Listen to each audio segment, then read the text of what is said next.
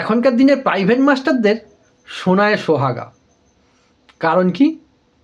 ওই যে বিভিন্ন কোম্পানির সহায়িকা বই, তারপর গুগল সার্চ করলেই সব কিছু পেয়ে যাওয়া।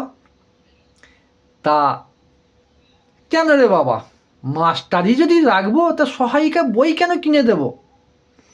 তা নয়, মাস্টার মশাইরা এখনকার দিনে অনেকেই খুবই অজ্ঞ, খাটতে চান না। তাই ওই সহায়িকা বই থেকে টুকটুক করে দেখবেন আর টুকটুক করে বলে দেবেন। এবার যদি কোনো প্রশ্নের উত্তর সহায়িকাতে না থাকে, মাস্টারমশাইকে কোনো ছাত্র যদি জিজ্ঞাসা করে, স্যার এই প্রশ্নের উত্তরটা পাচ্ছি না, একটু বলে দিন না, মাস্টারমশাই সঙ্গে সঙ্গে দেখলেন এই প্রশ্নের উত্তর তো ভাঁড়ে ভবানী, কি করা যায়?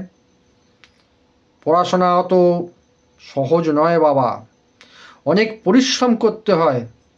প্রত্যেকটা ক্ষেত্রে তোমাদের এই কি ব্যবহার বলো তো? মাস্টারমশাই এটা বলে দিন না, এটা বলে দিন না। তা তোমরা চেষ্টা করবে কি? আগে চেষ্টা করো, নাও প্রত্যেকবারে ফাঁকি মারা, হ্যাঁ সারাদিন ফাঁকি মারবে, চেষ্টা করো। মাস্টারমশাই কত সুন্দরভাবে বুকে দিলেন, ভাঁড়ে ভবানী জানেন না তো।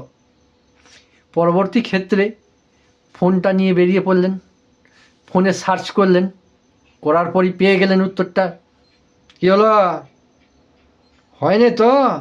ফাঁকিবাজ ফাঁকিবাজ, পড়াশোনায় মন দে বাবা, নে এই প্রশ্নের উত্তরটা এই বলছি লিখে নে। তাহলে কি অবস্থা বলুন তো পড়াশোনায়? এসব মাস্টারদের জন্যে ছাত্ররা তৈরি আর হবে? আর তৈরি হবে না। আগেকার দিনের মাস্টারমশাইরা খাটতেন। তা বেশিরভাগ কোচিং সেন্টার তো এখন লীলা ময়দান হয়ে গেছে, সেখানে পড়াশোনার জায়গায় অন্য কোনো পড়াশোনাটা মনে হয় বেশি হয়।